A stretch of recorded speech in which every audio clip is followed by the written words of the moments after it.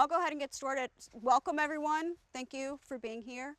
I'm Courtney Bailey. I'm from the Rural Resilience Project. This entire project is really important to me just because we're bringing resources to Mendocino cultivators. And I want to thank Adam from CDFW's Cannabis Restoration Grant Program. They've provided this funding so we can provide technical assistance. So if you have LSAs, if you need bioassessments, anything to do with compliance, we can help with that.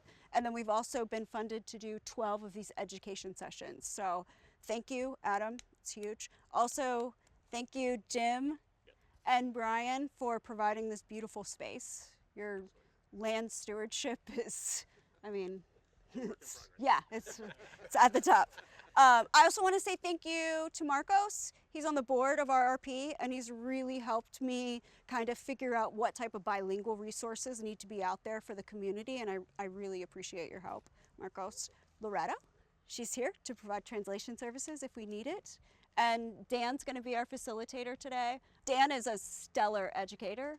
I personally do not know a lot about permaculture, but the way that you explain it makes sense to me, and so I appreciate that. And I think that there's a lot of people out there that want to learn more, and the way that you educate is you're able to digest really complicated sets of information. If you haven't done so already, please go to the RRP website. We have a Apply Now where you can get technical assistance.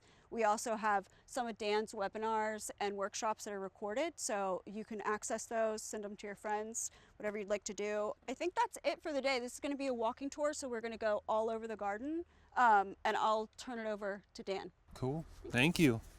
Well, I'll scooch in a little bit. Right on.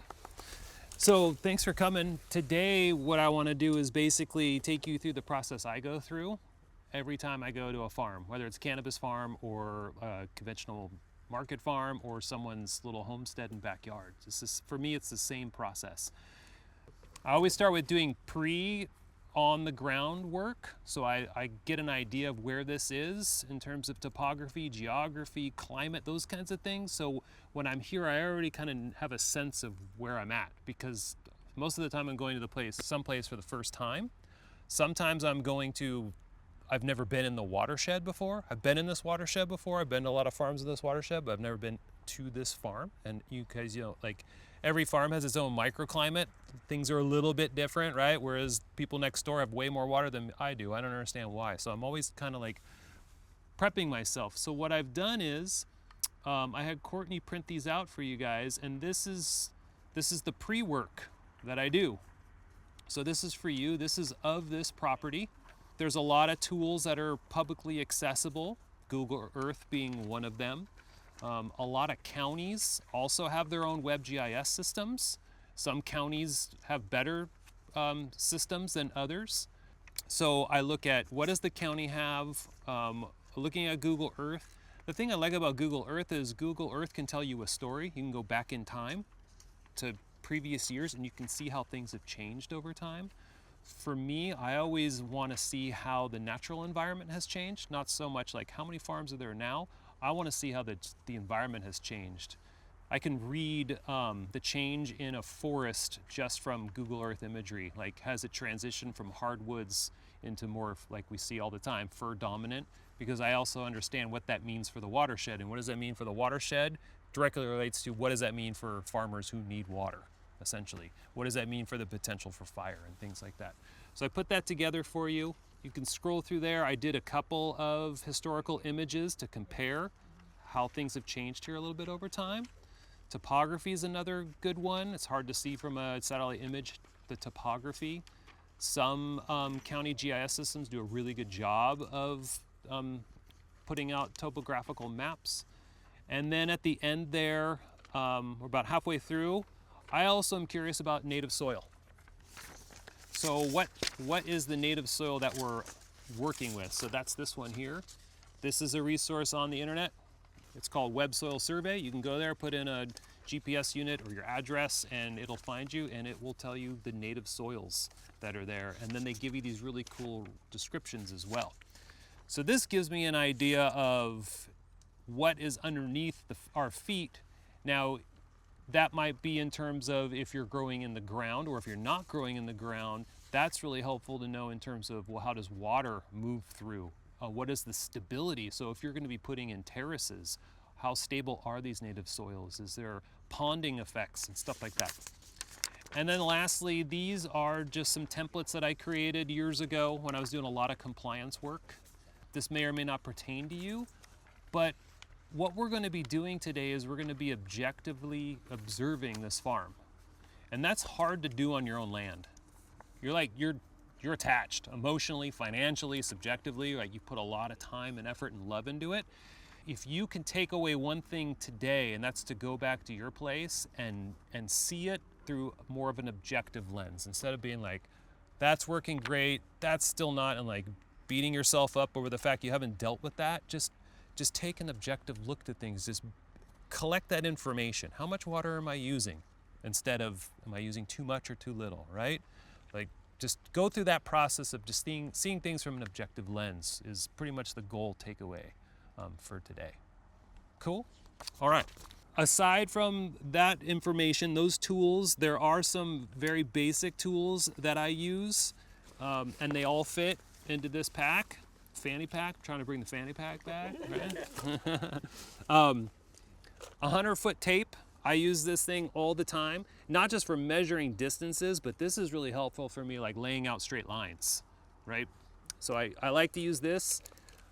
I have zip ties on here because sometimes there's different size things to hook it on, right? It's like this will fit on a T-post, right? And this will fit on like a little piece of rebar or something. So that's helpful because a lot of times I do this by myself, so I don't have someone to hold the end of the tape. Right in the rain, no pads. I love doing site assessments in the winter when it's dumping rain because I can see how water's interacting with the soil. So that's really important for me. Surveyor's tape. This stuff's great. It's easy to snap. I tie off on something. So if I go a distance, I'm like, where was I? And I can see where I was. Or if there's something I really want that farmer to like go back to, I mark that with this tape. I carry a thermometer. I'm all about microclimates. Sometimes I'll just put this in an area and I'll go do other things and I'll come back to it 10, 15, 20 minutes later and I'll see the temperature. What I really like to do with these is I like to stick these in the soil and get that in the soil, go do other things and come back and check soil temperature. And that's an indicator to me of biology. So if I pull this out and that soil's like 120 degrees, probably not too much life, too much biology going on in that soil. But if it's down in like 75, 85 degrees, that comfortable zone for biology, so that would then tell me if it's a higher temperature, so there's less life, okay, what do we need to do to bring that temperature down, right, to increase the life in the soil, which is going to help with a lot of pests. But then if that temperature is lower, then we have less evapotranspiration rates with the plant, right, all these other pieces. So temperature is really helpful. Or you can just put your finger in there and you know if it's hot or not, right? All right, I use this more than anything. I know we have one on our phone, but I trust the magnetic field of the earth. This is important. This is like, where is south? Believe it or not, I go to a lot of farms and I'm like, plants should be over here, not over there, kind of thing, right? So when we were setting up today, I'm like, where's south? Because I don't want the chairs over there because we knew the sun was gonna come out. So these little things, right, to set you up. Clinometers. I can't believe how expensive these little tools are, but they're really, really helpful. This tells you the slope aspect, which is really important because water moves across slope. The steeper the slope, the faster it moves. This is important for me in planning. So if we're going to be doing anything on a slope, if it's above 10%, we're not touching that slope. If it's below 10%, it's like 5 to 10, we got to put a few more layers into the design than if it's between 0 and 5. 0 and 5, not a problem. So this helps me with slope stability. If you're into plant growth and tree growth, you can measure the growth over time. So instead of getting up the ladder and constantly measuring, you know, if you grow trees instead of sea of green, right? You could use a clinometer to just shoot the top of the plant, know your distance, how far you are, and you know how tall that plant is. So there's a lot of uses of that.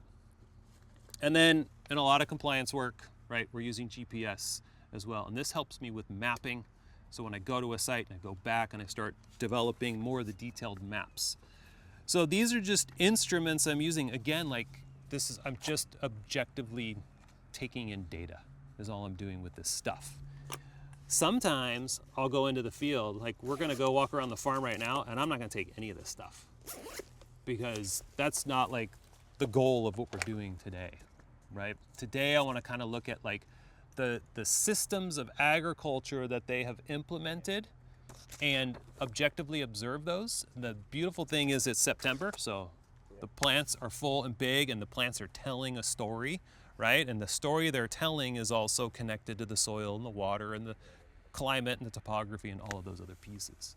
So that's what we're gonna do today. So we're gonna cruise around, look at the 2 gardens, check out the compost system, the compost tea system. Jim's around, can answer some questions. You may have been on your land a long time, maybe not. Like, who can tell you how things have changed, right?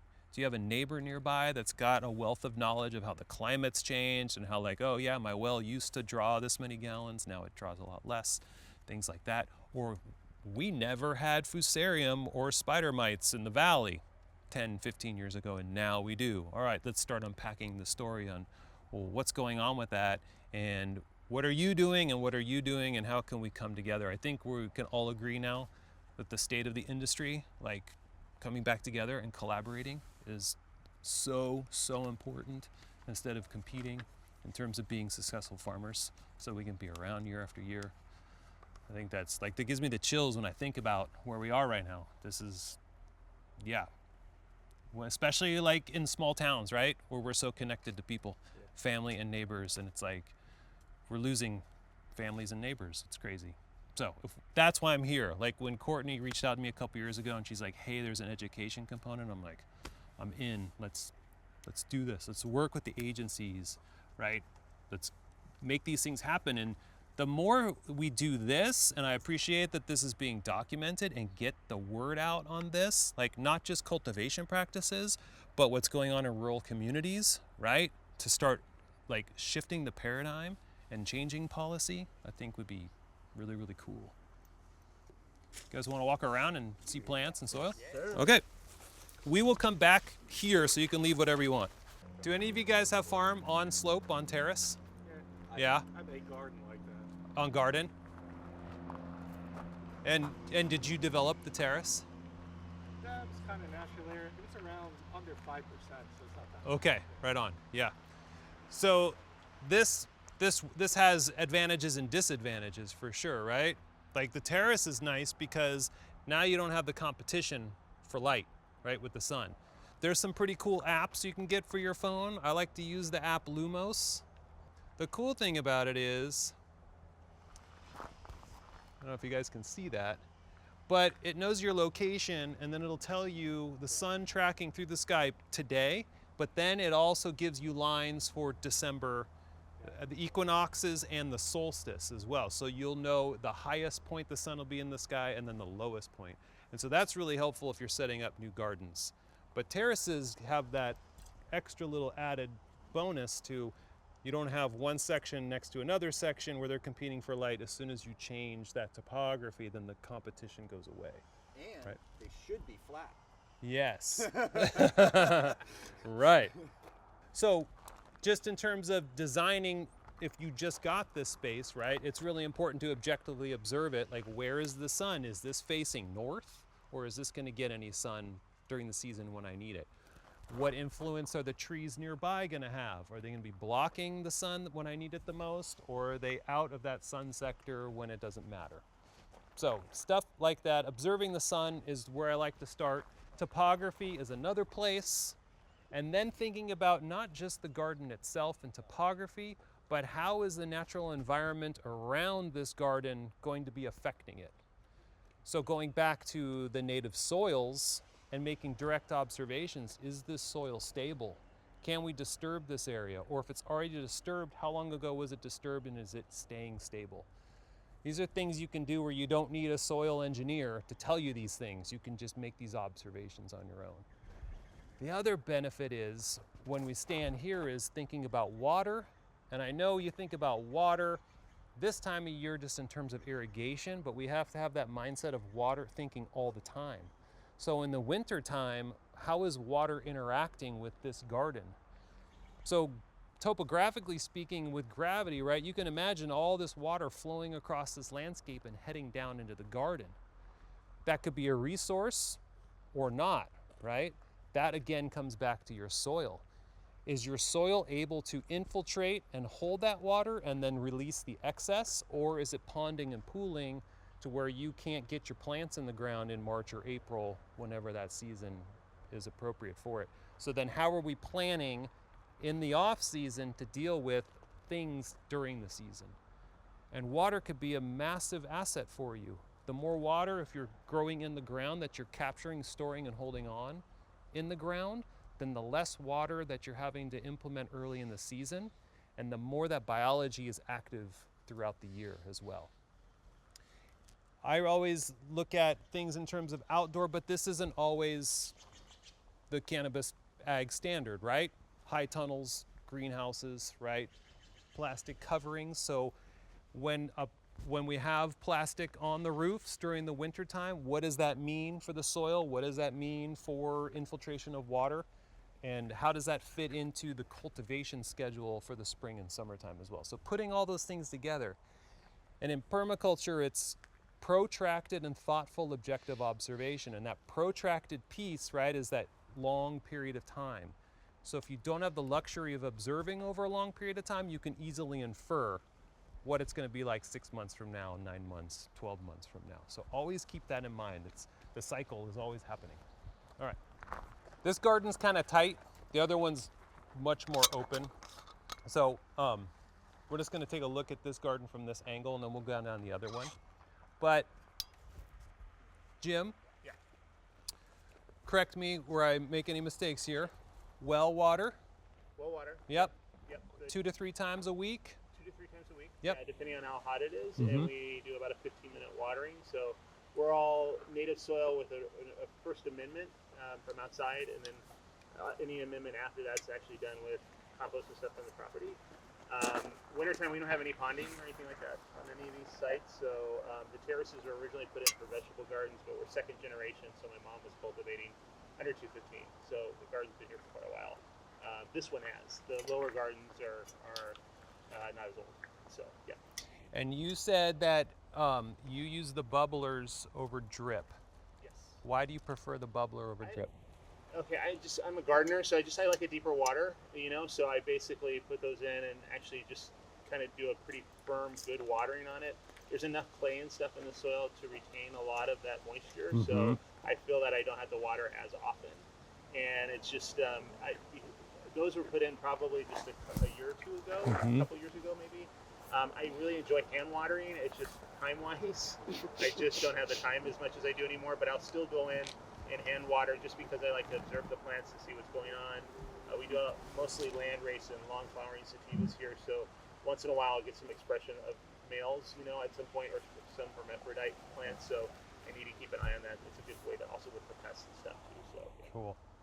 And I found the bubblers do a more uniform, so your plants aren't just isolating root systems to where the drip is. So if you are using drip, making sure that you're promoting wide and deep growth of those roots. I've seen a lot of spots where they just have a single dripper, and if you were to go in there, or the winds pick up and the plant flops over because the plant is, right, it's like the law of nature is do the math, right? A bear is going to eat carrion before it chases a deer that's running 20 miles an hour, right? So everything in nature is doing the math. How can I get what I need the easiest way possible? We also grow all from seeds, so it does send down a tap for 2 weeks. Really cool. Yeah. Cool. So then you're doing less frequent, longer duration. Yeah. Cool. Yeah, exactly. Promote that deep growth. Yeah. You're saying it was like for 15 minutes is what you're watering? Yeah, about 15 minutes. Yeah, so 15 minutes. Would you consider that a deep, heavy watering? It depends on the soil. Yeah. What is the percolation, the infiltration of Yeah. that soil? Absolutely. Yeah, that's a good question. And so that's where like the bubbler thing comes into effect. So if your soil is uniformly moist, then you don't have the wicking effect happening. And what are the? I probably know what the bubblers are. I just don't know. Yeah, come in and check. Yeah. Because I've seen them before, Yeah. but I just can't put it in my brain. Yeah. Yeah. Oh, okay. Yeah. Yeah, but it's not like a fan spray. It just throws It's more, it's larger streams of water. Okay. Yeah, exactly. Yep. Yeah, I mean, it's streaming. Oh yeah, and that 15 minutes on those, that is a lot. Yes. Yes, Yeah. yeah. Yeah. It's not a fan mist. Yeah, I see what you, because I use those little the G sprayer things, and Yeah. like 15 minutes on those, that's still a decent amount of water Yeah. too. So. Yeah. And so, you know, you could do the math on like how much water is that, right? And then going in reverse, well, where's the water coming from, right? So if you're on a well or a municipal and you're like, I got all the water I need, but if you're on a diversion, which is directly related to a forbearance period, right? Then this irrigation system might not fit what you got, right? You have a limited capacity in storage. You might have to do it a little bit different. But it all comes back to the soil. Like if you have a finite capacity of water stored because of your forbearance or because this is the water we have, you better make sure that the soil is able to infiltrate and hold that water to make it available for the plant and not just evaporate back out into the atmosphere. Yeah, exactly. So that comes down to protecting the soil. So when we're in here, it's not mulched, right, with straw or wood chips or anything like that, but the cultivation style is setting up that function, right? Look at the canopy. The canopy is just creating the natural shade. So Jim, where are you? Oh, you're here. A major difference on one side or the other in terms of production? There's a few spots that actually every year don't produce quite as much, and I keep working on some more. Yeah. You know, so that's the one thing. Yep. But the middle row seems to always do really good. But I also alternate, like I said earlier, I Yeah. alternate my varieties so that actually when I start to harvest, it starts to bring in light. This is a really tight space. This is what we have to work with. Yeah. And we have just figured out a way to make it work. Cool. And what about competition for light? These are all pretty uniform in height. Are you ever topping to keep a variation? No, so and like you can see, these are monsters. We had some that were over 20 feet high last year, which were Himalayan cultivars. But Yeah. we what we do is we figure we're going to get mostly tops. So Right. We do, and we do a couple thinnings. We just did a thinning recently that take out stuff that's not going to really produce anything. Yeah. Also open up the air and light for the plant. And we harvest in stages also, which I think helps with circulation and light, especially at that crucial time. We don't get a ton of mold. Yeah. Now I've kind of gotten that under control. I also stick with varieties that actually will grow well in this climate. Yeah, cool. In the webinar we did a few months back, we were looking at integrated pest management and stuff like that, and I know Fusarium is a big deal. And if you look at something like that, right, and you just like, again, so Fusarium, okay, remove it from the fact it's like, it's taking out my crop, right? And just like, let's just talk about Fusarium, right? Fungus, so moisture, humidity in the air, humidity in the soil, right? Bottleneck genetics, right? No airflow. These simple facts of Fusarium, right? And then take that objective perspective and then just put it into the farm or the garden and be like, well, which one of those fives can I change a little bit that might be the thing that's promoting the fact that my plants have Fusarium, right? But don't get into the analysis paralysis either, right? Like, right. The scientific method says choose one variable and see what that does. Yeah, exactly. I like to do, you guys, like, you know, when you bake, like, is it done? You put the butter knife in and it comes out clean, it's done. I do that with soil too. It's very helpful. So using a stick or my finger, right? It's like test. Instead of just going through and watering, or just, the timers went on, it's all good. Making sure that you're coming out and do I have uniform distribution of the water? Is it infiltrating and penetrating? And then getting in there, and I like to pull it up, and what is my soil structure doing? So this is a no-till. So what he does is he harvests and cuts, and then next season it gets planted next to it. So in a no-till system, you're allowing the soil to create that structure, which is great, but this is an annual system. And so the time that the plant's in the ground is fairly limited versus a perennial system, right? So paying attention to the structure of your soil is really, really important. So season comes around, you dig the hole, you amend the hole, you plant the plant. that's the perfect time when you dig that hole before you put the amendments in and the plant to look at that soil profile, right? Cut that nice straight wall in that hole and take a look. Is it layering? Do I have aggregates forming? Where is the carbon? Is it deep enough? Where is my clay? Stuff like that. How deep do you go on your holes? Yeah, the you mean so far as when I dig them and plant it? Yeah. It's like a tomato. Our plants are usually about 4 to 5, at least 4 to 5 feet high when they go into the ground in May. So they're started in the greenhouse early, and I probably go 18 inches or Okay. so, or maybe just a How little deep bit are your beds? Our Does it beds seem are like they go actually for about like- 30 something inches. You know, yeah, the original bed, yeah, Cool. yeah, or maybe a little bit more than that, maybe 36 inches, yeah. Still? And what's cool about that is these plants can then interact with the native soil. Yeah. Because if that's 30 some inches deep, right, and we're standing essentially on native soil on the pathways, then they have that ability to interact with the native soil. And I tried to incorporate that as much as possible in the original planting. Yeah. Our soil here, really on this small plot, really varies though. A lot of it was riverbed, and then it's just composition's different in different spots. Yeah. Awesome. Cool. Anybody else have questions for Jim on this garden? Yeah, do you have any bang aphid currently? I have had a little bit of an aphid problem this year. Yeah, and we usually bring in beneficial pests, or actually bugs. Yeah. So we release about 18,000 ladybugs when we need to, and those go in. And then we've been using plant therapy just because. Yeah, I can smell the plant therapy. Yeah. I was like gonna ask about the oils is the next thing.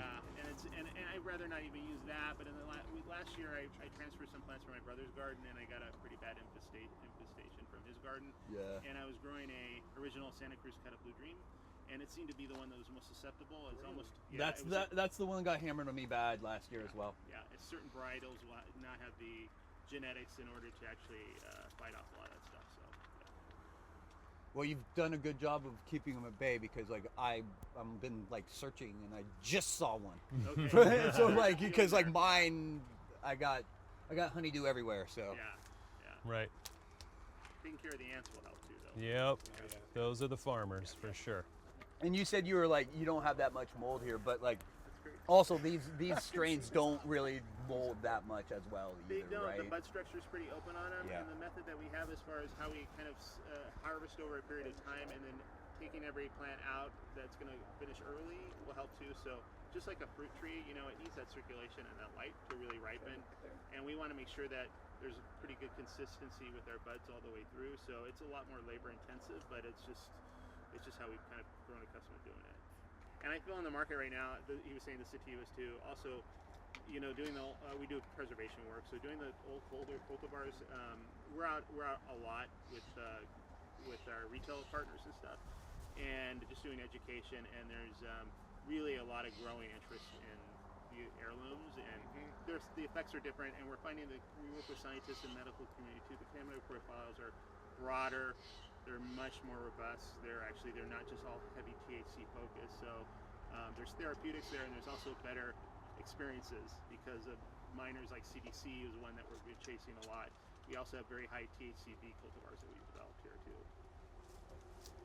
And it's also important that the public perception of it as well. It's you see cannabis being grown like this, right? And then it's if you took the cannabis out of here and you put food in here, it's is that the type of food you'd want to eat? Yeah. Okay, is this the type of cannabis you want to, use recreationally or medicinally? Yeah. Yeah, for These sure. are our happy cows. Yeah. Yeah, nice.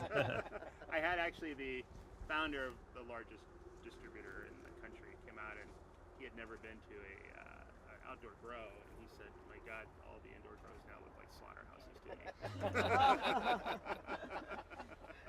Right on. All right, let's check out the next garden. So newer developed garden. There's a bunch of native soil behind you. I always encourage folks to, whether you're growing in the ground or not, to always take a look at the native soil, because the native soil can tell you a lot. And you'll notice that the native soil is in big clods. Soil over time aggregates. Right? You pick this up and throw it at your siblings, right? Like dirt clods, right? That's native soil, and it does this for a reason. This is how it gets established, not only through physically, right, because of particle size, but because of biology. And this is so important. So native soils, you don't find them as these dusty, powdery things, right? This is what happened back in the late 20s, early 30s. It was the Dust Bowl, right? We impacted that soil so hard, so many times that a drought hit and then the winds picked up and all the topsoil was gone. So the aggregation of soil is really, really important. Aggregated soils have infinitesimal amounts of spaces for biology to take place to do its thing, right? Infiltration of rainwater and stormwater and the holding on to it. Not only that, but the distribution of carbon and minerals in the soil to make it accessible to the plant roots. So if you're not growing in the ground in native soil and you're in containers, right, or you're in beds and you're using your own blend or purchased or engineered, whatever, just keep in mind, like, something in your soil has to mimic native soils. Like, you have to have the chunky aggregates to fulfill all of those functions. Like, the functions of soil is massive, right? And so how can we, from a human engineered constructed place, how can we emulate nature? And that's what permaculture is. It's like, this is the cutting edge of 10,000-year-old technology, right? It's just like, what has nature been doing forever and how can we do that in our systems? And if we start doing that, and we hear birds, and we hear different birds fulfilling their functions in the ecosystem, right? Then on a micro scale, how is that happening with our plants in our garden, right? So working with pest predators like ladybugs, right, is a great way to do that. Think about the labor of a ladybug versus the labor of going out and applying plant therapy, right? So how can we balance that? And then it's like, okay, so what are the costs in time, but also in money too? It's like, I'm sure those ladybugs aren't cheap, right?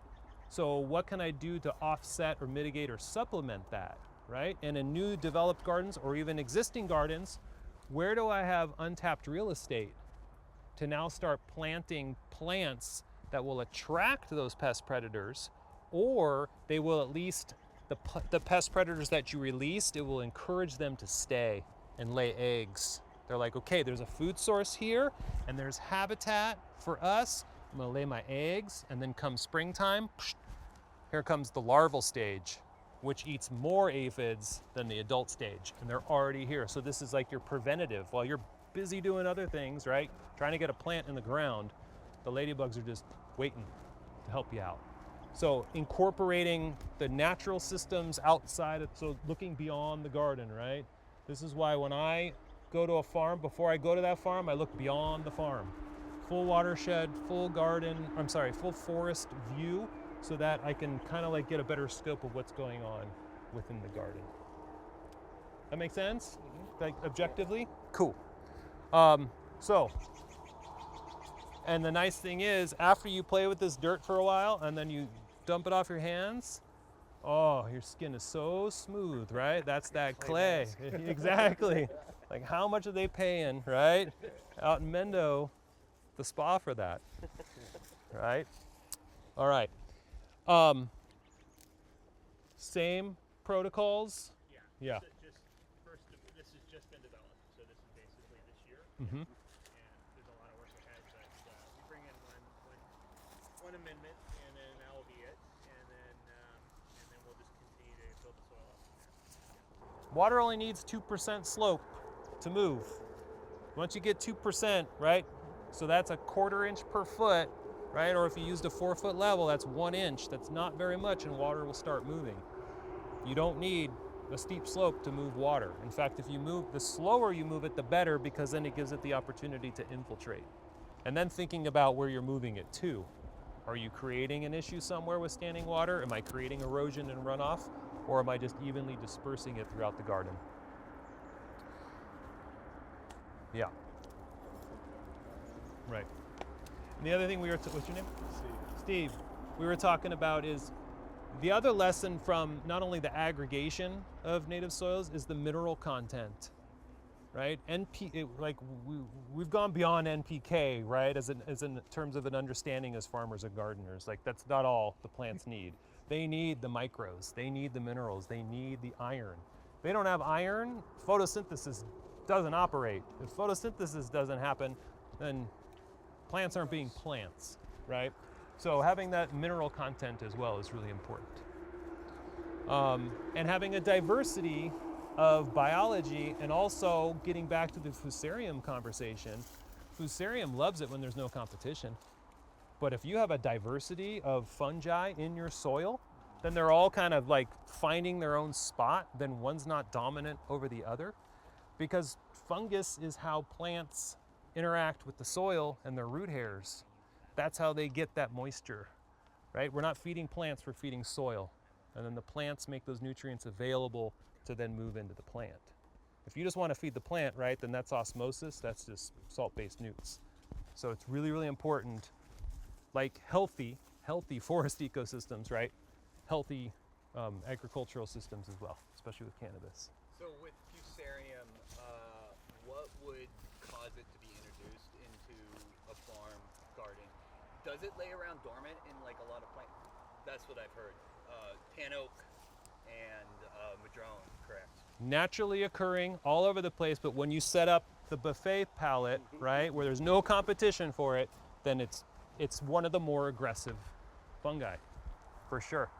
So making sure that that competition exists and promoting that competition is really important. That also brings up a good point, like if I have Fusarium, what do I do with this plant, right? And what do I do with that soil? Making sure that there's a year-round battle essentially for space and competition and resources happening is really important. So it's not just get the plant out of here, right? Isolated, do whatever, but don't forget to like also you take a look at that soil and what can you do with that soil. And the first thing you should do is plant cover crops.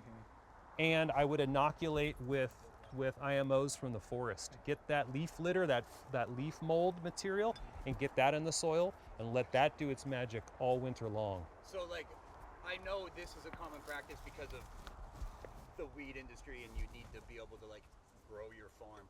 So I have a friend has had Fusarium for the last, he doesn't had it for the last 2 years, but 3 years before that. The only way he mitigated it was to cover his entire farm in plastic and grow on top of the plastic in plastic bags. And he's like, I tried doing it without the plastic down. Fusarium just came up from the soil, up into the pot, killed everything. And like, I'm actually trying to take some stuff away from here today, and bring back to him. Couldn't get him to come, but you know, it's something that's, you know, I want to mitigate the possibility of it happening on my farm. Like, knock on wood, but I yet to have any Fusi yet, and it's scary stuff. So he starved it, is what he did. And he feeds with salts, and that kills all the microbiology. And does he feed with fish or crab if he's not feeding with salts? That's another. He only feeds with salts. Oh, only salts. He only feeds with salts. So now he has a stressed plant, and he has no allies in the soil. So the Fusarium is stoked. It's like I can get right to these roots, and I can systemically move myself right to this plant. Diversity, diversity, diversity. Yeah, we're looking into doing like cubibles, but like in the ground. Starting with the rotted wood. That would be something that would really create a good environment to battle Fusarium from day one. And you'd want to age that hugel. It wouldn't be year one. But your soil has to be alive all year long, so that it's prepared for something to come in, or it's prepared to just accept your plant. And your plant is like, I mean, you think about how much time you spend on those babies and those teens, right? And then you're like taking it out there, and you're like, oh, I love you, you're my everything, right? And you put it in the ground. You want to be like putting it in a safe and healthy environment, because you're a parent, right? I did everything I could for you. Good luck in the world, right? And that's what you're doing with that plant. And it's like you want that plant to have everything it could possibly have that it needs, but also the support network around it as well. Do you know much about Septoria? No. So I don't know much about it either. It's like it's a fungus that's, you know, it's in New York, back east. It's very, you know, it's soil-borne, and it's like starts as like rust spots on plants and like in the middle of a plant, and will just like eat the entire plant away. And I was just wondering if you knew about that, because I have another friend in Compton that has that. Yeah. He called it downy mildew, and I was like, that's not downy mildew. Right. I know what downy mildew Yeah. is. So Yeah. I was just wondering if you knew about that one. No, and it just sounds like it's on its way, Yeah. right? It is. So It's in New York. It's Yeah. in New York. It's in Michigan. It's all, you know, they're also a lot wetter than we are. Yep. So Yep. Yeah. Courtney. Can you talk about if someone doesn't grow in the ground and they grow in hoop houses, say in 25-gallon pots, what are some of the best practices that they can do in between rows over the winter to help protect the soil? and Yes. the soil? Good question. So if you're in pot, you're not in the ground, you're in pots or you're in beds, under polytunnels, right? What are you doing in the wintertime? That's really important. So there's many things you can do. How many of you are under plastic? Do you take it off in the winter or you leave it on? You take it off. Beautiful. So now it can get rained on, right? Now it's ready for you to get cover crops. And I would also recommend, if you have any leftover seasoned compost, to put it in there as well. Like, you're not feeding that plant anymore, you're feeding that soil. And you're feeding that soil so when it comes back around and it's time for you to amend, you're gonna amend less because the soil is alive and it's held on to stuff. So if you're amending less, then you're spending less time and less money on amending, right? And that soil is thriving and alive. And if you cover cropped, you can chop and terminate and incorporate that in, which is food for the soil. So it's like you're taking care of this other baby, which is your soil. And that's really low entry, easy thing to do. And it's not something that's going to send you in the opposite direction, right? Like, cover cropping is extremely benign in those terms. I would stay away from the grasses because you're going to be weeding grass for the rest of the year, right? Start with the legumes. Fava is super easy, it terminates really easy, and it breaks down really quickly. If you're just getting into cover cropping, you have to remember that when you terminate that plant, it has to break down before it releases the nitrogen. So you can't just terminate and put your plant in because the nitrogen's not available. That plant will get stunted because it doesn't have what it needs. So something like a fava, 3 weeks is plenty early enough because it breaks down quickly. If you're using other things like peas or vetch, it's going to take a little bit longer to break down. So think about what you're using. But the price per pound on cover crop seed is extremely low considering the return you get come planting time and the benefits you get all season long. And there's never a bad time to plant cover crops. All summer long you can be running cover crops. Buckwheat's another great one. Buckwheat is fulfilling your phosphorus deficiencies, and it's also attracting pest predators like parasitic wasps and hoverflies, right? Which are like, oh, where are the aphids? I'm gonna go take those out. Where are the caterpillars? I'm gonna take those out. So cover cropping is really the way if you wanna start with, you know, these more regenerative practices or these more like holistic full circle kinds of practices.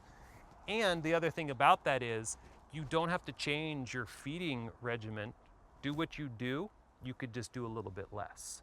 And so if you're doing no-till, then what happens with the cover crop at that point when you're ready to plant? Then that basically you're just cutting it back then and You chop and drop. chop and drop. Okay, It and then that's your becomes- composting right there. It's your mulch, Yeah. and all of those microbes will just come and get it and Got pull it into the soil. I used to do it with my vegetable garden, but I just Yes. that's a good idea.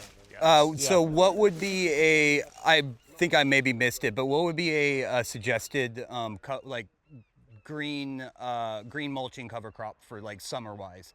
Because it's one thing I've never actually done, and it's one thing like I use rice hulls as my mulching. That's what I use because it's, you can't use it, you can't till it back into the soil too much because then you just are rice hulls. But I love it.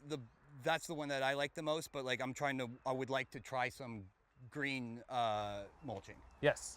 I would recommend companion planting, so not full cover cropping your beds, or alley row cropping. So your pathways are your cover crop, buckwheat or clover, because cover crops are great, but when you cover crop out an area, that's a lot of competition for root space, for aeration, for water. So I would more recommend companion planting. So putting a couple of companion plants in your beds and not cover cropping them, and then cover cropping your pathways. That would be the way to go. Yeah. But then in the off season, fill those beds and stuff up. Yeah, this last year was the first year that I have not cover cropped since Prop 64, and the only reason is because I put too much rice hulls on, and they wouldn't have grown through the rice hulls. So I was like, well, and then I come back this year, there was like nothing was growing through my rice hulls, and I was like, well, I think that was a good idea. It would have been a waste of money. So.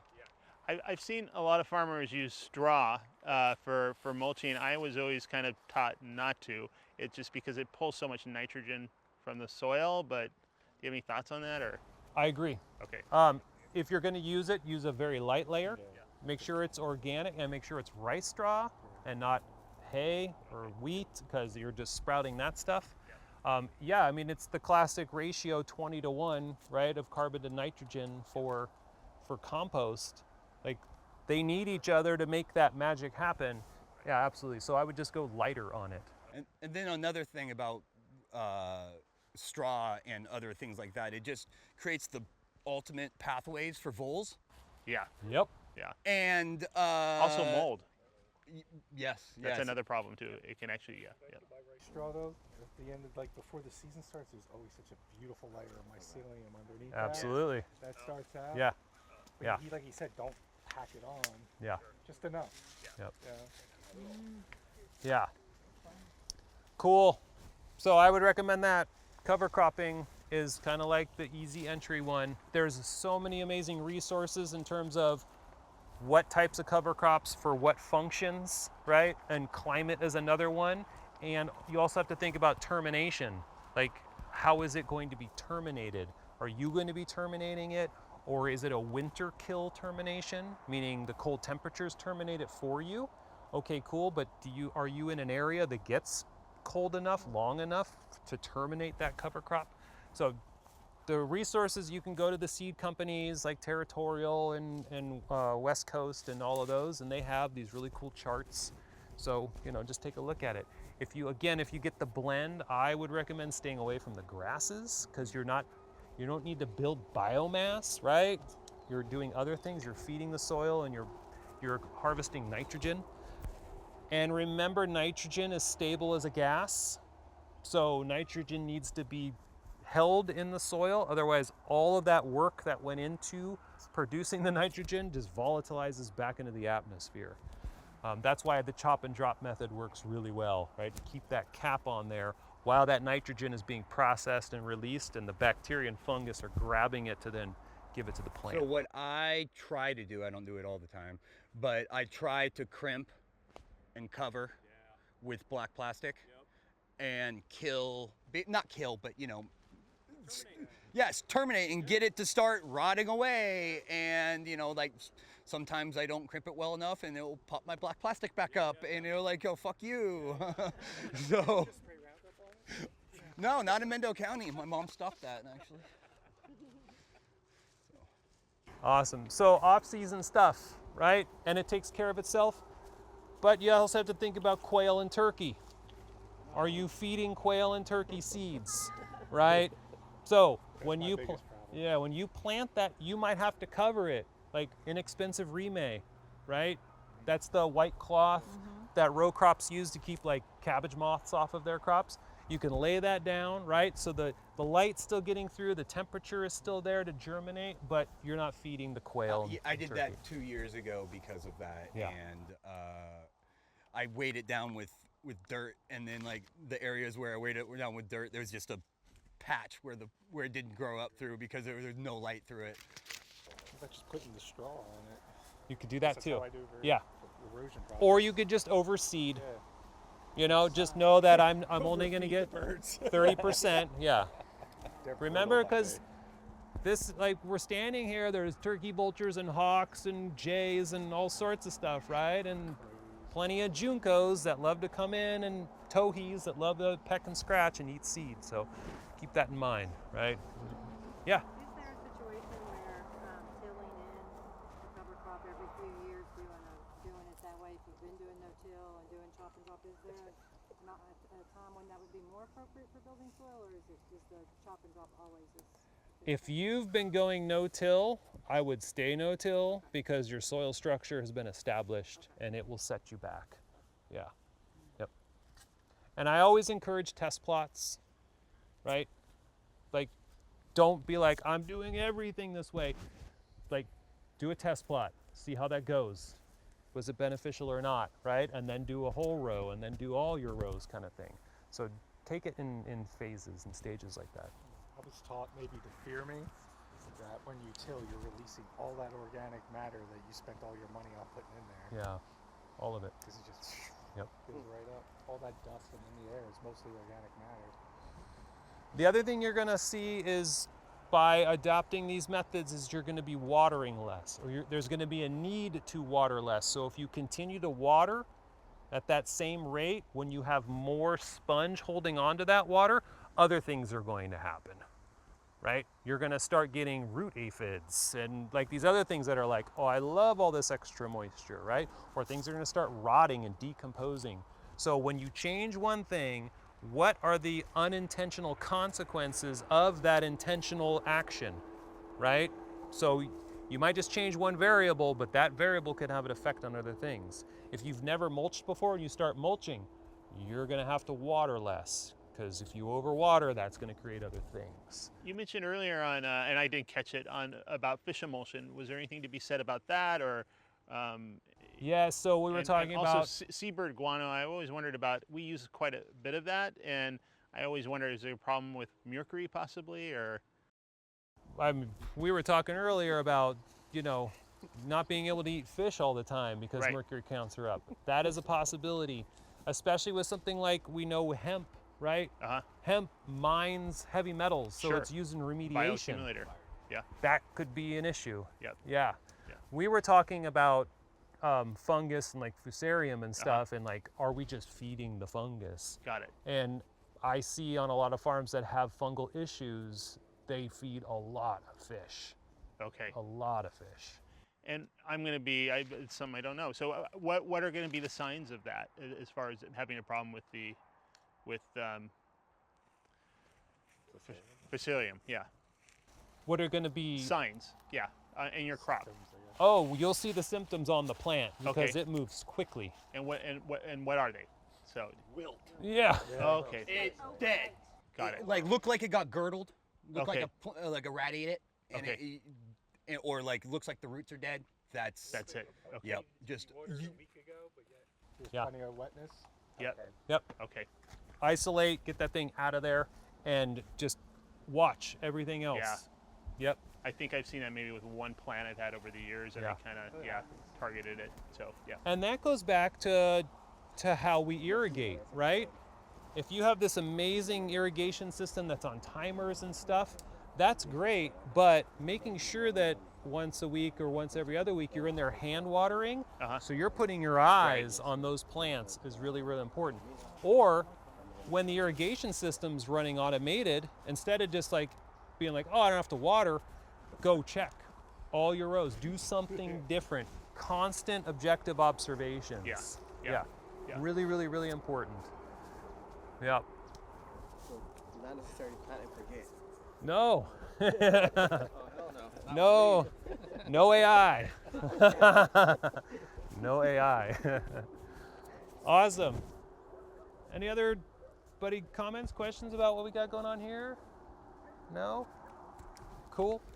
So like the upper garden, this one, just awesome real estate to plant out, beneficials. And remember like the stacking of functions of things, right? So you got plants that are attracting pest predators, attracting pollinators, right? Oh, I could be planting something that's also like a market. It has a marketable value to it, right?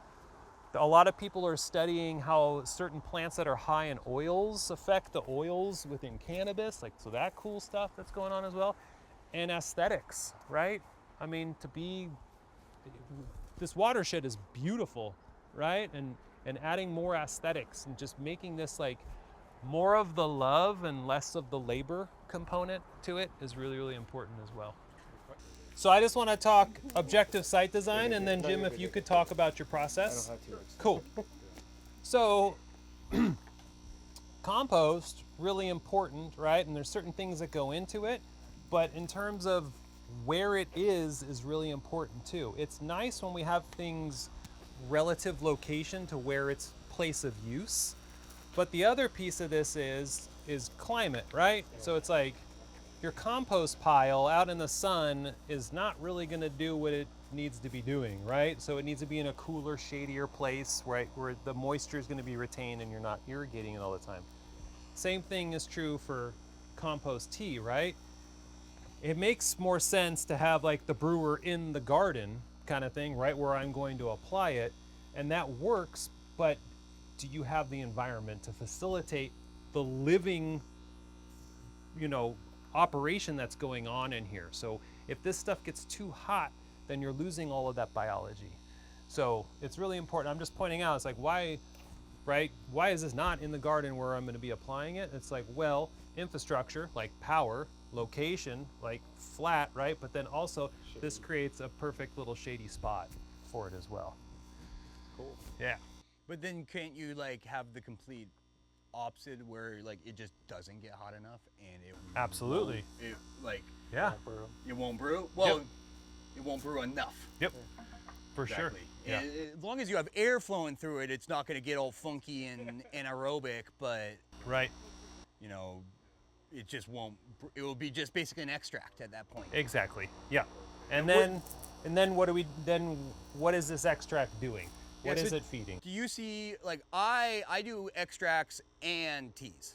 So do you see a benefit on doing either of the two? Because my thought of doing extracts and then teas is extracts will produce a more wide breadth of microbiology, and then the teas will brew a certain kind of microbiology, but a lot more of it. Yes, and especially how long are you brewing it? You're going to have a change in that diversity. Yeah, and then really the only way of knowing that is microscoping it and learning your microbes, learning your whatever those little worms are. Yep. So that being said, a diversity of inputs for a short period of time, like a 24-hour, maybe a 36-hour brew, to then get it out and applied, for sure. What's your process? It's longer than that. So I'm listening to you, but it depends. I mean, but yeah, 72 hours is about what we've been doing. So, and then our system's kind of, what can I say? It's kind of manual. So basically, we run hoses that actually go into our drip line system. But what I'm using right now, it was clogging the system. So I hand water that in when I'm ready to go ahead and do it. I've got a small pump here. There's 2 aero mixers, one in each tank that's there. We put in molasses, Korean barley, worm castings, usually some CalMag, depending, and other elements too.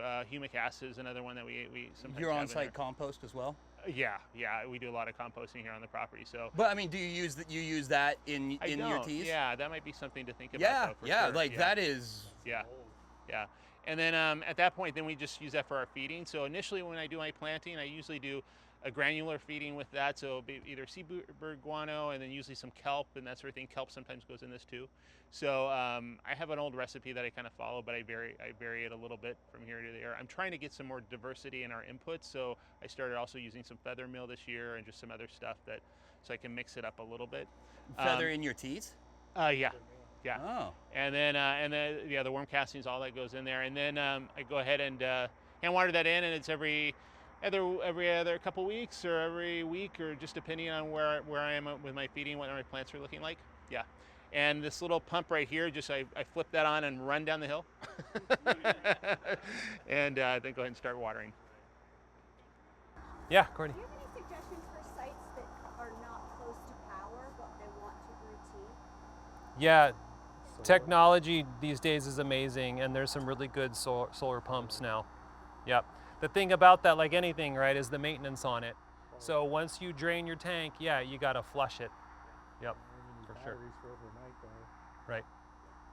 Have you found, because this is pretty much the standard of, sorry, these bags are pretty much the standard of the tea. Have you found a better like system than these? Because like they're too, the mesh is too, isn't fine enough for me. I actually stopped using those. So all of my inputs go directly into the tanks. I usually mix them in a 5-gallon bucket, and then I'm putting them in, and then I'm not feeding them through a small irrigation or something like that. I'm hand watering them, so all those inputs are going to get put back out into the garden. So that's what I just started doing. Yeah. Jim, are you diluting that tea or are you feeding that full strength? I'm doing full strength, and then I go back with a heavy water. Okay. So that I actually make sure that I don't burn it. So have you have you heard or seen, because like, so I went, years ago, I went into this little deep dive. There's this guy in like the Midwest, and he does like compost extracts, and he like uses like pressure and like these things that he had built, and like I tried contacting him for it, and like the guy never got back to me. So it's like I've been looking for like a heavy duty mesh metal like pot basically to be able to, you know, and these don't hold enough. Right. You know, they don't hold enough. They, you know, because you could pack them full, but like what good does it do when it's a ball of mud? Right. I too used to use those, and I don't use those anymore either. So I've had to adapt my application. How do I apply it? So it's not running through a drip system, right? Because of the particle size. So it's either coming out of a hose or it's coming out of a watering can, just depending on where I'm applying it. Yeah. Because the pumps can handle it. It'll move through the pump. Yeah, I use a trash pump for mine, and Yeah. it'll move it. Yeah. So. And you know the other thing, I don't know if you guys heard what Flynn said. He put his head in there and he's like, it smells good. It doesn't stink. If it stinks, like something's going on, right? That's smells anaerobic if It's it's dying. dead, right? Yeah. Yes. Yeah. And what's the other one? good. Aerobic. Aerobic. Yes. So use your nose, right? Your nose knows. Just like Right. cooking.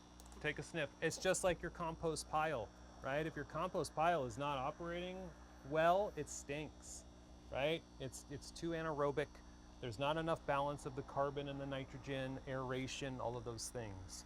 So these are just simple objective things, right? You look at it, you feel it, you smell it. Those will really tell you those things. Cool?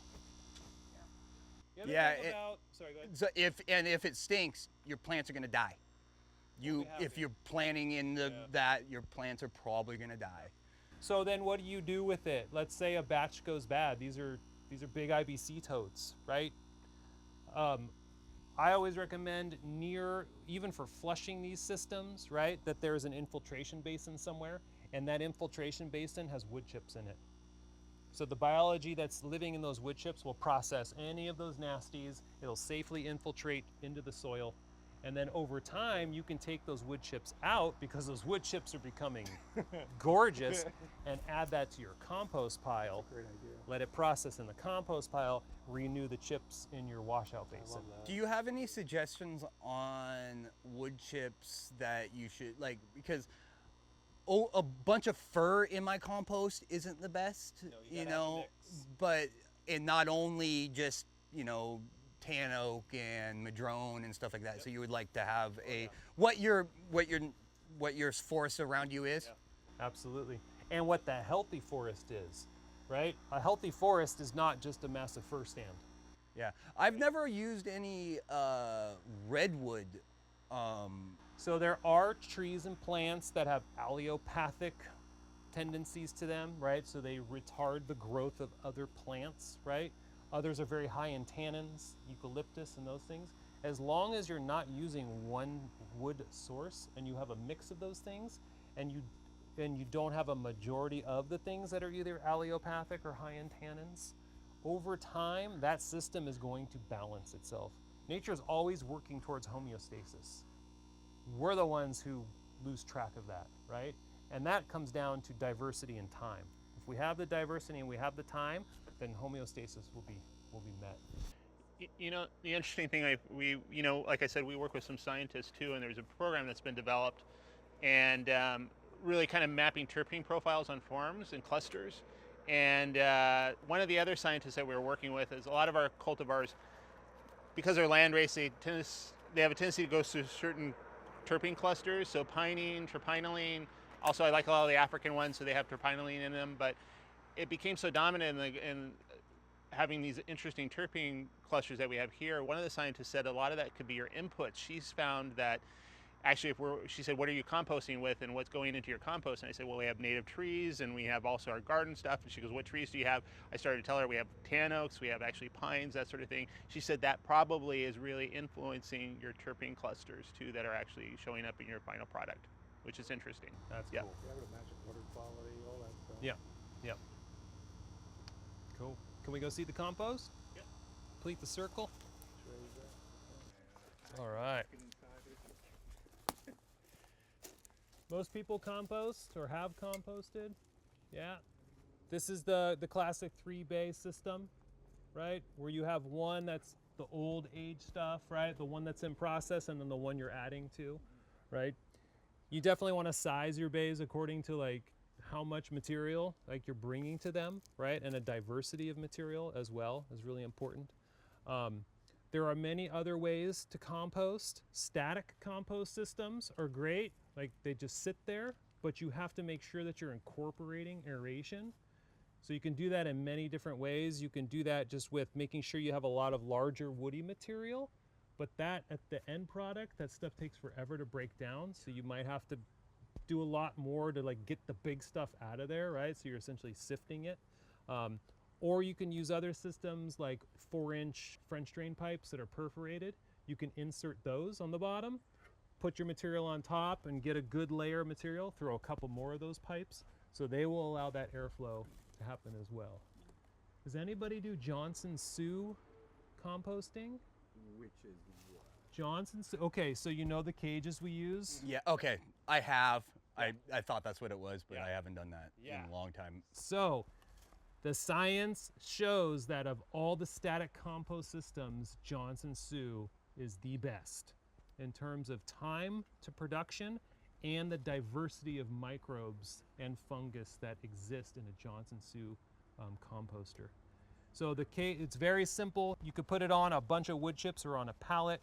You put that cage on top and you're just filling it. But down the middle, you have to retain aeration. So one of those perf pipes is really great, or put something in there that you could later take out, right? And it'll create that airflow. So I looked that up, Johnson Sioux composting. And you can have many of those, right? So if space is a premium, if you don't have a nice big wide open space to do triple bays of this size, those are a lot better for smaller, because you could stagger them all over the place, right? A 4x4 pallet is your size, and you go, 6 foot tall, and you could tuck those around everywhere. Those are the kinds of things you could keep relative to the location, right? Each garden could have a couple of those staged around. Have you seen how people will do larger compost companies will like pump air into the bottom? Like, have you seen people use the bounce house air pumps? And those work amazing. I had a friend that did those, and it like they'll last like 2 years, running 24 hours a day, but and they're relatively cheap. And great thing about that is like you don't need to do anything really. Right. It's it's static, but it's not at the same time, right? Because you're pushing air through it. You are, and what you have to be careful with that is your moisture retention. You have to make sure it's not drying your pile out. Yep. So then are you hydrating your pile, or is your pile covered? So it's got to be a temperature and moisture and carbon and nitrogen balance. It all has to be there to work, right? But compost can be a pain in the butt, right? Turning compost is not fun. So I'm here to encourage composting. So if you're like, I'm done turning compost, there are other ways to do it where you don't have to turn it, as long as it's set up correctly and it's in a location that's not getting torched by the sun kind of thing. And you can just kind of set it and forget it and then come back around the next season and harvest that amazing nutrition. What are your thoughts on adding, because I have amendments that I don't use anymore that are just sitting around in my shed that I don't put into my feeding regimen. Yep. What about adding it to your compost piles to help get it cooking and stuff like that. But like I also like, would I probably shouldn't add everything that I have because I have a lot. Like That gets back to the clean out on the tee, is developing mulch basins. okay. Putting that into a mulch basin that's full of a good diversity of wood chips and letting that age, and then adding that wood chip material to your compost. I would not just come here and dump my leftover amendments. Good, because that's what I was gonna do this year. I told myself I was gonna do it last year, but I didn't do it. So You can do it. Just do it in one more step Got it. prior to adding it to the compost. make dumping it into a big giant thing, wood chips, turning that in. and- Yeah, because you'll come back and you'll open it and you'll be like, that, that- smells good, and Well, you'll see yeah. the mycelium, and you'll be like, I want to add this to my compost. Yep. And it won't take a lot, right? I mean, that would probably inoculate a whole bunch of compost. Yeah. Yeah. If you have enough of it, you could do it, over a course of a few years. Yep. Totally. Like so, like my I kind of do the 3-bay method, but they're not a bays; they're just piles with my tractor, and I turn it basically twice a year. Yep. That's what I do. But like, there's not really a 3-bay system. It's more like I just add them and separate them all out so I can aerate them more, because like if it's such a big pile, you can't mix it as well. So I make basically 3 piles with my little Kubota tractor. Again, form follows function, right? And so it's like, what is the function? Turning it with a tractor, static, 3-bay, right? Those are the forms that are going to follow whatever the function is. How much do I need to produce? What am I using this for? Then the form will set itself up. If you have a tractor, that's your form, right? So what kind of structure do I want to get my bucket against? Or am I doing really long windrows, right? Where I'm just pushing it back, and then I come around the next time and I push it forward. Yeah. So do you? Because all of my biomass at the end of the year, I chip all of my biomass up. Do you see people doing that? Because like, I've been doing that for like 5 or 6 years, and it's makes some of the best compost in the world, because it's like, cannabis plants are bioaccumulators. They'll pull up everything. They take up a lot of food, so they hold it in there, and it's like my compost is super high in phosphorus and actually lower in nitrogen, which I'm really actually surprised about. And it's like that every year, because I send it in to go and get tested just as a curiosity. So And your spent cannabis byproduct is also holding your money, right? That plant was grown with the things you put in, whether it's your time or your literal dollars buying amendments, right? You should retain that, right? You should compost that, extract it, and get it back into the system again. That's like when you think about rainwater catchment, it's like, oh man, but that tank and that system's expensive. It's like, well, that's the first time it fills. The next year it fills again. You didn't spend any more money on the materials. It went from 5,000 to 10,000 gallons, then 15, then 20. So there's that relationship there as well. Yep. Where's Jim? Jim, just a quick overview on your compost system? It's not a science here. I'm learning a lot today. So, I mean, we usually have piles going. They sit for quite a while. We're always putting a lot of diversity into the compost pile just so that we get a good breakdown on it. Like this one, just has a lot of hard matter in it that I'm going to have to kind of, with a pitchfork, kind of go through it and sort through it. But yeah, so that's just nothing much more than that. So. And then going off of what Flynn was talking, do you chop your stalks, shred them, or just throw them in whole? I don't.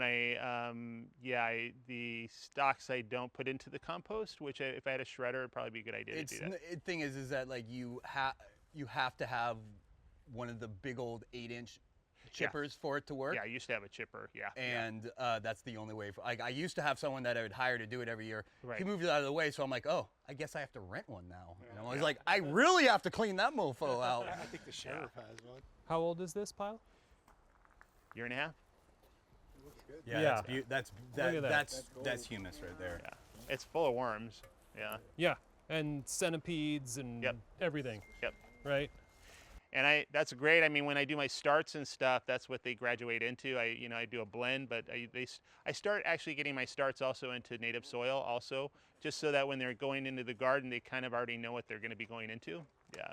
Yeah, I did a like an experiment a few years ago with up potting from 4 inches into 3 gallons and putting like mycelium duff from the forest in the bottom of the pot. And the ones that I did that hated it. Oh. The plants were like a quarter of the size, and I Wow. was like, I was expecting the complete opposite of that. Sure. And it was Yeah. like, I think it was just maybe just too much. Yeah. Too Yeah. much fungus. Yeah. Well, and that's, I think, I'm also careful, even just in our vegetable garden, we're in raised beds here, and I noticed that some raised bed I had at my other property for like 15 years, you keep conditioning them, and then the soil just gets so light, and actually it won't retain moisture, and it's almost too much, you know? So that's why I really believe that clay and having that clay soil too, and actually having that part of the soil composition is super important, you know? Yeah. Yeah. Fungus, Yep. and bacteria. Yep. And not just your nose, but your eyes. So when you touch that compost and it starts to stain the tips of your fingers, like that's that humus. That's when you know things are getting good. And humus is basically organic matter. It's broken down as far as it can be, right? Yeah. Yep. Yeah. Yep. So it looks pretty good? Okay. When you've been farming Yeah. cannabis for 20 And years. if you got it wet and if it was like really viscous, Yeah. then yeah, that would be the indicator. That looks awesome. All right. Oh no, there's a worm that fell out. Okay. Right through here, back to where we started.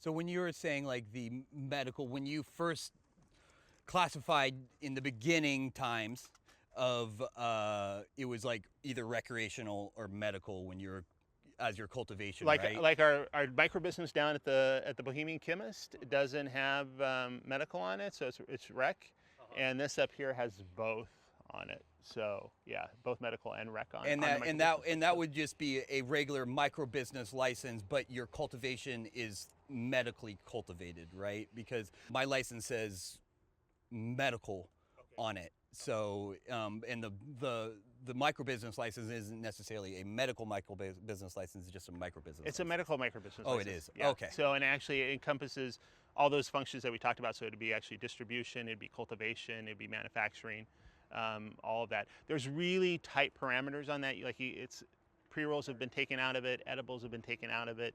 It was the guy that really brought it got a lobbyist and got this going. Really geared it for just his farm. We just happened to match the same practices or a lot of things that he's doing. 1332 you're talking about? Yeah. So it might not be, you know, some people may not be able to do it, but I think it's a good first step, because that thing of being able to have that direct contact with the consumer. Those of us that have brands have all worked with retailers, and we know what the environment's like on that. You know, we have really good retail partners, but we've had 2 or 3 just this year that went under, you know, and we get stuck, you know, with payments that haven't been paid and that sort of thing. So having a little bit more control, actually also having the narrative over what your story is, what your practices are, everything that you're going through today, we all share kind of these same practices. And this is something that really has a lot of value in the marketplace that's only now, I feel, starting to get discovered. And I think people are paying attention to it. The more that we're going out and we're talking to customers, they want to know about what we talked about today. They want to know how we're farming. They want to know what we're doing, what our inputs are, what we're interested in our cultivars, what cultivars that we're picking out, all those things. And I feel like they can recognize it in the product, you know. So the people that actually are in retail stores that are the bud tenders, they really say, your stuff's not like anything else that we really have on the shelves. We may be the only sun-grown product that they have on the shelves, you know. So anyway, but. Nice meeting all of you. Yeah, thanks for coming up. Yeah, Jim. Thank you so absolutely. much. Yeah, Right on. appreciate it. So, Awesome. Quick question just for the group, and tell me if you don't want to be included, but since we're a small group, does anyone have a problem with me just doing a follow-up email where we can all have each other's information? Is that good? I'm good. Yeah. all right, enjoy your day. Thank you so much. All right, bye-bye. Awesome. So we're back here. So just to take it kind of full circle, the takeaway, right, is to just see things objectively, right? So this is Jim's farm, not your farm, right? So you got to do that today. You got to see it for yourself, right? From the soil to the cannabis to his systems, and hear his story, right? And then what of those things, right, can you look at on your own farm through an objective lens? And I always encourage folks to like start small, right? Something small and simple. And when we were down at the second garden, it's like cover crop is like a really easy one. The data shows that if you increase your soil organic matter, which is basically carbon, it increases the nitrogen, the phosphorus, and the water availability directly to plants by a massive amount, right? So if you're just going to do one thing, right, I would encourage you to increase the soil organic matter, the carbon content of your soil, all right? So that's great. There's very many different ways to do that. Cover cropping and terminating, or adding some things like rice hulls, right? Or some woody material, yeah, any of that. But remember, what effect is that? Okay, that's great. That's going to increase the phosphorus and nitrogen availability to my plants, but that's also going to increase the water holding capacity of my soil. So what else do I have to do differently? I need to not water as much as I was, right? Because then I'm going to have saturated soils, and then that's going to create other things. So when you do one thing, do it small, but remember there's other small things that could be big things that you're also going to have to take a look at, right? So I soil test all my soil at the beginning of every single season, you know, in I think February, March maybe. And every single year my nitrogen is tanked to nothing. Both nitrogens are tanked to nothing. And from like talking to my soil guy, he's like that's probably a good indication that your soil is extremely alive, because your plant is eating every single because I dump nitrogen in my soil every single spring because it's low. And like I never actually retest my soil after I put my nitrogen and my stuff in again, because it's like, I'm like, oh, I already did it. I'm not going to go and do that work over again. Yes. So, you know, and like, so this last year I had some really weird looking like plants that I was like, oh, maybe like a pathogen or something. So I called the soil tissue place, like a tissue analysis place. He said, really just send it in for like nutrient deficiencies and stuff first. So I get it. He calls me back. He's like, what do you feed your soil? I was like, I don't know. I just feed it what I normally feed it every year. And he's like, you have the best proportions that I've seen in an outdoor farm ever. And I was like, well, what do you mean by outdoor? He's like, usually it's spikes and lows, and because you're not always doing fertigation, and like they deal with a lot of indoors, and indoors you just feed, you know. So, and I was like, well, I guess that's a good sign. And my plants ended up pulling through it. So. Yep, and that comes back to that balance in the soil, right? If that soil is balanced and healthy, then any changes that you might make, or mistakes or absences of things, it'll adjust, and then the plants will be able to adjust too, right? It's like, oh, I forgot to water, right? And your plants are all limped out. It's like, if you have healthy soil, those plants are going to recover really fast. If you don't, then the soil is like, thanks for all this water, we're going to do our stuff because we don't have a relationship with this plant that's any good. And it's going to take a lot more for that plant to get back to where it should be, get that turgor pressure going again. So that's really, really important. I would encourage you to do an end of the season soil test for sure. Yeah, because again, with nitrogen, right, it volatilizes, right? It's washing away and stuff like that. But see, you know, you got it. You're like, okay, this is what I got. I'm going to do my normal thing. And then when you're done, you've harvested, like what's still being retained.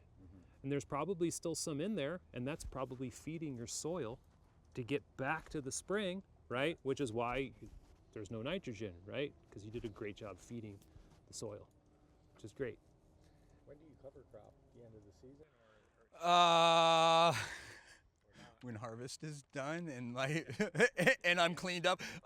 Actually, usually January, you know, because it just, it would be nice to be able to do it in November, but that doesn't happen. You know, like it happens after the farm's been clean and I get a little bit of breathing room, and then it gets done.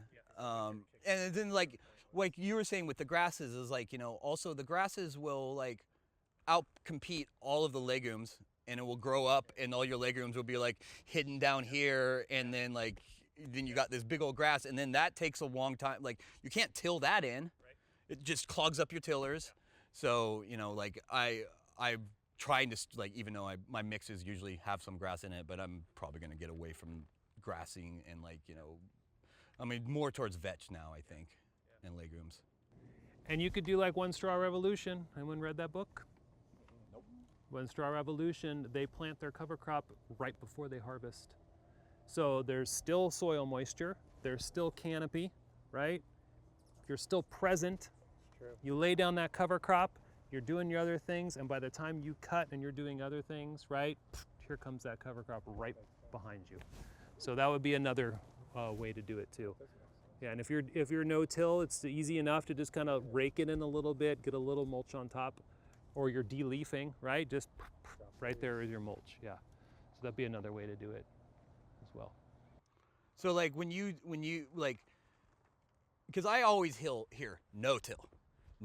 Like, are people literally just putting their food on top of the soil? Yeah.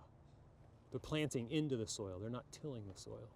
But like, you know, like when you have your amendments and you're like, I use 35 pounds of amendments per 8x8 hole. Like, are they just putting it on top normally? And like, because I call myself the mow-till method, because I do a lot of tilling, but I only till 3 to 4 inches. So I'm trying to like distribute those amendments, but also try to keep the microbiology in the bottom bits of my soil like as best as I can. You're doing reduced till. Reduced till. Yeah. Mow-till. Yeah. So there's those horizons, right? There's the O, the A, and the B, right?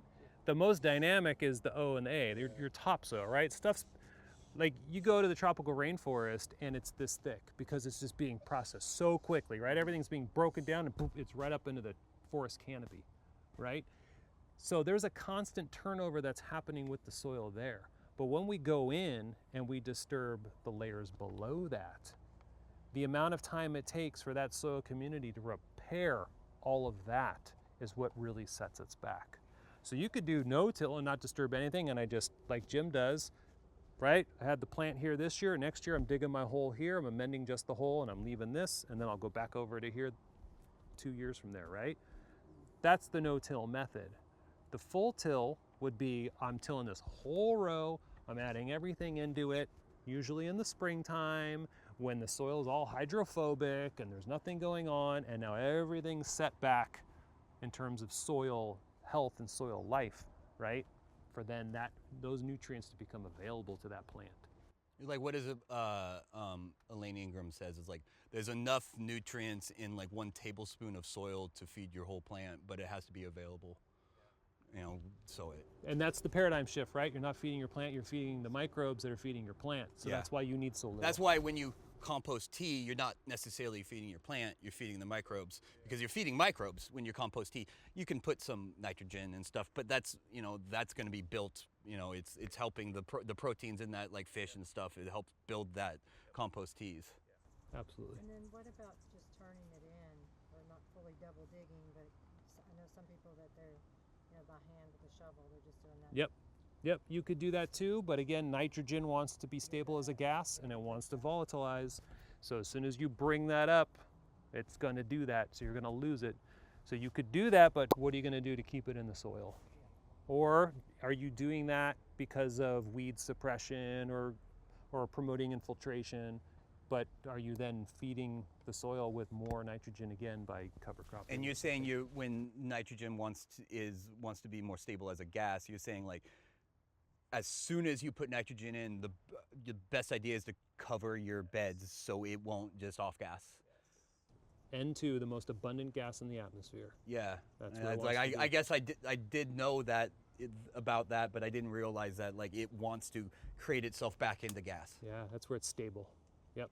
And it takes organisms to pull that gas out of the atmosphere and make it usable in the soil so that the plants could then have it. Right? Cover crops, you get the little nodules, the little pink balls on the roots, right? There's fixings. Yeah, they're white, but then when they turn pink, that means they're ready. And if you look at it, that's exactly when that plant is starting to produce its buds, right? So that's an indicator for termination. But it's like so many little things work so hard to produce that and make that available for the cannabis plant, right? Are peanuts like a Yes, a like legume. nitrogen? Yeah. They're a legume then? They're a right? legume, yeah. Yeah. We're all Cool. going to be growing peanuts now. Diversify, whatever works. Climate change, I know. Mendo might turn into like Georgia weather. Hot and wet. Please don't. Please How no. humid has it been, right? Yeah. On our walk back, we were talking about water, right? That was right after the compost tea. It's like, right after you like cleaning, maintaining your compost tea systems, right? It's also thinking about your irrigation systems. You could be on a well, or if you have stored water, right? What's up with that stored water?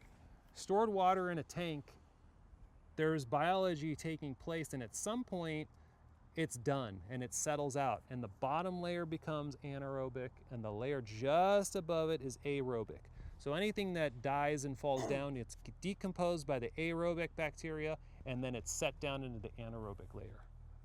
That's why if bulkheads on tanks are offset, right, so that stuff can settle, that bio layer, it's actually cleaning the water. It's really good and really important. But then you got to think about all the water above it. There's nothing. It's So like in my tanks, I have, I'm 99% sure I know what it's from. I have a brown mat, and I'm pretty sure it's from manganese. Is that true? But So on the spot, air cleaning. no, yeah, but then like it just turns in like it's this like slimy brown mat on top of my tanks all the time. And then like if I drain my tanks down all the way, that mat gets into my water system, goes down into my filter and clogs my filter, which is always, everyone always have filters, please. Because if you don't, you're screwed yourself big time. Yeah, yep. Okay. I do have iron in my well, I know that. yeah, because there's a bacteria that Yeah, and it's like, and it's got this funky, like, there is some sulfur in our water, but not that much. But it's like when that really like decomposes and sits for a long period, it's like got this funky sulfurish smell. Do you notice the well productivity going down? No, not since, like everyone's well went dry 3 years ago. Ours haven't gone dry since then, but we've also had some good years of rain. So yeah, and like I don't know if anyone else is sucking off of our aquifer where we're at either. So Yep. that's a good thing. Yeah. And that's a whole nother thing, right, is hydrology. Unconfined and confined aquifers, right? Is that well tapping into a surface water, a creek or a river, right? Or is it in a confined aquifer? And that's really hard to determine. I mean, your bore log will tell you a story, but ultimately we're in fractured, uplifted like plates here, right? So kind of technically everything's connected, right? So to think about it in those terms, right? So how we view water, it's like we went dry, well, it could have been years of drought, but it could be the cumulative effects, right? So then from a farmer's perspective, what are you doing for water security for your own place, right? Is it drill a deeper well, or is it have some level of storage, right? So going back to the storage conversation, it's like, and what might be forming in the water, maybe having that intermediate system, right? Where it's like, I got my tank farm over there, right? Or my backup storage that I need to tap into, coming into an intermediate system where you're treating that like a living thing, right? It gets aerated, right? You take a look at it, you let it like do its thing for a minute before it gets applied. It gets filtered, like those things too. So kind of like close the loop on all these systems, not just nutrition, not just pest management, and not just soil, but also don't forget water too. And like one thing on my farm that I've noticed over the years is that we have all these draws, right? And then the draws come up to near a road and a culvert. It's very rare. It's very, very, very rare. I mean, it's rare when that we actually have seepage going through those culverts. Like what's happening, I think, is all the water is coming into those draws and dropping down into the soil, into the aquifer area, because that's like all those draws are kind of like where we have our well is, and where we had it like witched and like sounded and like that said that's where the water was. So I'm like it's always found really, I found it really weird that we have all these draws, but never really any water actually running down them. Right. So. Yeah.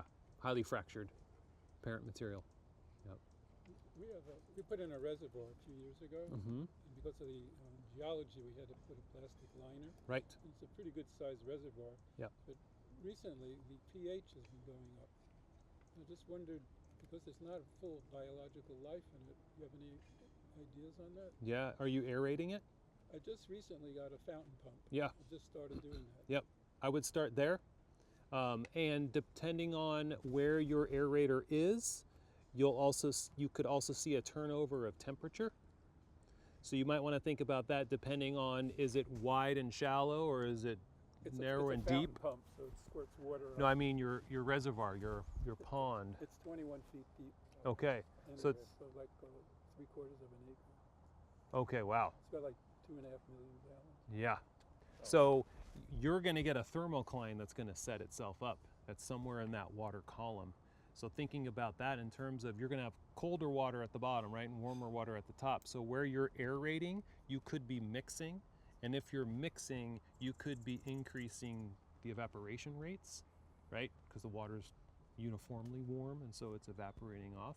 And that will then directly relate to the biological activity, which is then going to buffer your pH. So you'd want to like pull from the deepest part, pipe down to the bottom of the pond if you possibly could. Yes. Yeah, and we do. We have the pump is at the very bottom. great. And so at the you're top, it's like a fountain. perfect, because that's how lakes set themselves up, right? Like there's that thermocline, but there's also that line where not enough light gets through, right? So you have your atrophic and your eutrophic zones, and so down here the biological activity is very, very limited, where most of it's at the surface.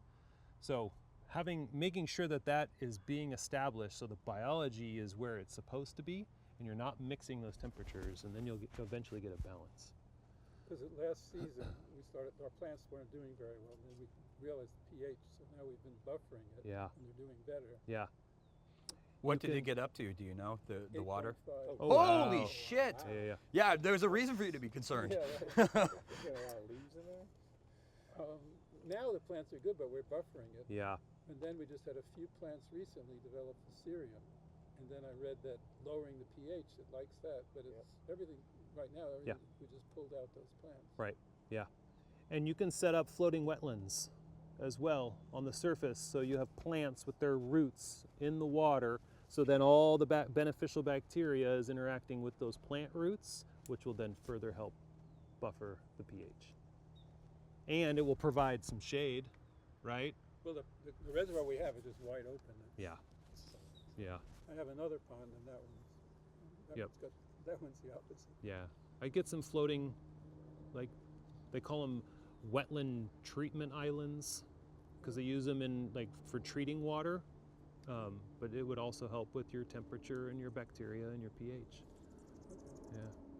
It's And a tough you wouldn't need one. to water them. What's that? And you wouldn't need to water them. You wouldn't, no. Yeah.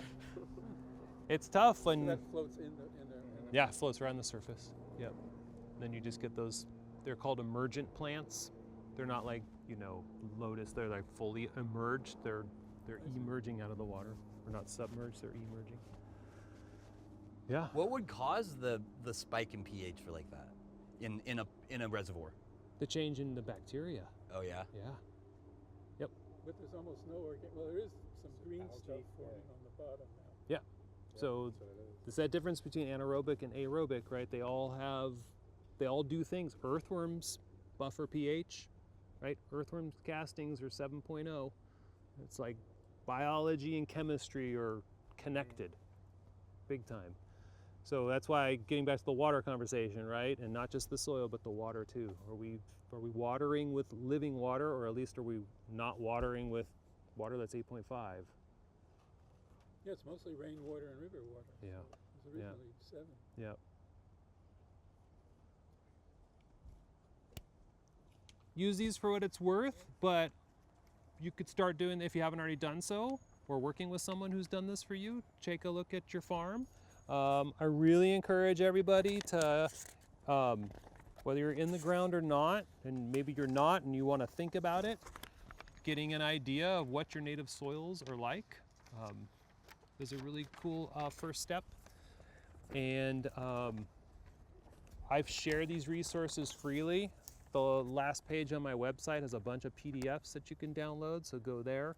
I've got like cover cropping protocols and what do I do if I want to like long-term soil health for perennials versus annuals. So they're like flow charts. So it's like this yes or no, and then go here kind of thing. So take a look at those. I want to be a resource for folks. Do you have any, this is going to be, like, I get mold botrytis because of the fog and where I'm at. Do you have any, like, mitigation techniques that could be used to mitigate botrytis? Horsetail tea. Oh, okay. So, yes, Yep, equisetum has been shown to help. That along with PM as well. And so as just like a direct feed? Or Early season, so in the beginning of the season, do a drench with it, and then as a maintenance, a foliar. Yep. But once they're already at this stage, it's too late. Yeah, so now it's a pH thing. You know, now it's like changing the pH. But yeah, I mean, before I got in my truck yesterday, I was like, oh shit. I went and cut botrytis I saw tops. mine today, and I was like, later. They're in the middle. I was like, nah. So they're example buds. You know, it's telling the other buds don't do this. Yeah. And maintenance, right? And just hygiene. I now have containers with rubbing alcohol, and that's what my clippers go in. You know, so I'm not clipping this one and then doing maintenance on this one. When you're and then clipping this and you see the poof. Yeah, I know. I know. You can't do anything about No. that one. But I am trying to do a better job of not spreading it myself, right? Like just cleaning my tools is one way to do that. Yeah, totally. Hosing my shovels off, like whatever. Something simple like that. Yep. And there are farms I've been to where you come to the gate and there is a Bleach bath? yeah, for your boots. Like, yeah, sometimes we just got to go to those measures, you know. I had a friend, she wouldn't allow the DCC onto their site because they didn't have a change of clothes because they were at other people's website. I mean, other people's farms. They're like, well, if you had a change of clothes, feel free. But, and then they didn't come back. Yeah. Yeah, there's a lot of folks who are like, I'm the first one of the day or you're not coming. Yeah, for sure. Which That's is real.